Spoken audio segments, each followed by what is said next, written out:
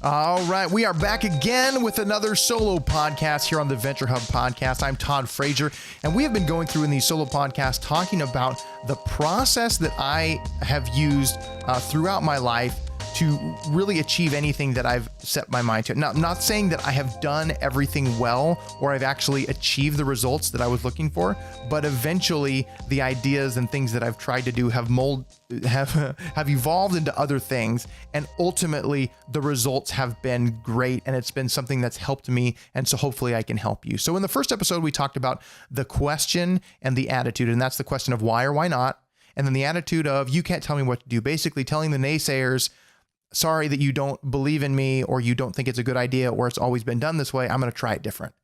And that's the best thing we can do, is try something, and then we can find out if it works. And then after that, the next one, last podcast, we talked about belief. You need to believe that whatever it is that you want to do, whatever it is you're trying to achieve, the steps that you're taking are actually going to do that, because you can spot a fake a mile away. And although it might be helpful in the short term to be fake and have a facade, long term, people are going to figure it out and it's going to fall apart, and you're not going to be able to hold it together, and something's going to break, and therefore your idea, whatever it is not going to work, whether it be a relationship or a business or a content or a product or whatever. So we're looking at the long-term goals here. So now the next step, after you've asked the question with the attitude, then you've believed that what it's going to do, what it is going to do what you say it's going to do. Then you got to try it. Like, this is the step I think that is the hardest for most people. If there's something that you think about and you want to try and you believe that it's going to work, a lot of people stop there. They stop at, I believe this is going to work. And then they go back to their jobs, or they go back to their relationships, or they go back to their life, whatever it is, and they don't ever take that action step. And really, this whole step is just try it. Like, I am constantly trying different things. It kind of drives my wife crazy sometimes, because I'm trying one thing here, trying one thing there, and constantly learning things along the way, but I'm always trying new stuff. And it's because I believe, there's probably 1,000 different ways to do something. There really is. For example, I don't know how many of you eat bananas, probably most of you. But did you know that there are multiple ways to peel a banana? I did not learn this until we were on our honeymoon. I was 21 years old. We're married. We're on a cruise ship all by ourselves. And we're sitting down to breakfast on the cruise ship. And our server comes by, and she has, I think it was oatmeal or cereal or something. I don't know. And she said, "Do you want banana?" And I'm like, "Sure, why not? I like banana. Bring me banana." So she comes over with the banana. She takes a knife, and she doesn't cut the top off and peel it down or go from the bottom. She slices across the middle on both sides of the banana, peels back the top. So it's like a little banana skin boat with the banana on top of it. And then she just takes her knife and she goes, sip, sip, sip, sip. She cuts the banana up in all these nice little round chunks in the peel. She turns the peel over and goes bloop, and all the banana pieces fall out. It's perfect. Like, blew my mind. Had no idea that you could cut a banana like that. Like, that was crazy to me. And I know that's a silly example, but there are probably so many other ways people have figured out to peel a banana. It's a very simple, stupid example, but at some point, somebody came up with, I can do this better, I can do this different, and they tried it. If you believe something could be beneficial and helpful and do something that you're trying to achieve, you have to try it. If you never try it, you never know if it's going to work. You can't ever get to the last step of achieving anything you want without trying it. You really have to go in and say, I am going to do this. I'm going to stop thinking about it. I believe that it works, and I'm going to actually try it. Whether it's macro or micro, I don't care if it's big picture or if it's a tiny little detail. Just try it. Guys, just go out there, take a chance. It might not work out first time. Actually, matter of fact, it probably won't work out first time. It will probably not work, and it'll get somebody upset or you upset, and it's not going to give you the results you want right away. But you can't get to the next step, which is, I think, the most critical step in this process that I use to achieve whatever it is I want to achieve. You can't get to the next step if you don't try it.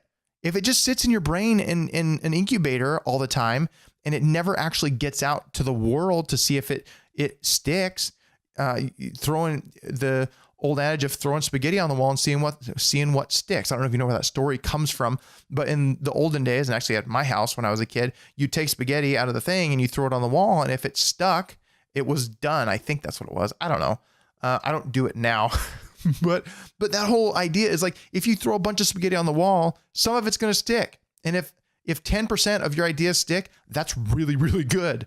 But you got to try it. If you don't throw it on the wall, you don't know if it's going to work. You don't know if it's going to stick, and you can't get to the next step in the process, which again, I think is the most critical in this process that I've used literally since I was born. Like the funny story for about this process that as I was thinking about, people ask me the question, well, how do you do so many things? How do you do drums, and how do you play sports, and how do you make videos, and how do you do computer, and how do you make a website, and how do you do taxes?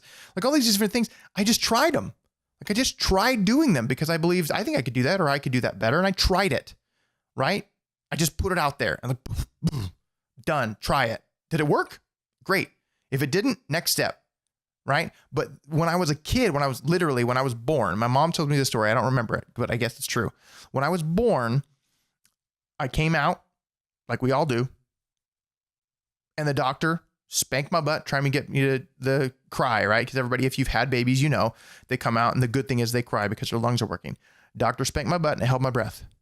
You know why? I said, why do you want me to breathe? You can't tell me what to do. And I held my breath until I was blue.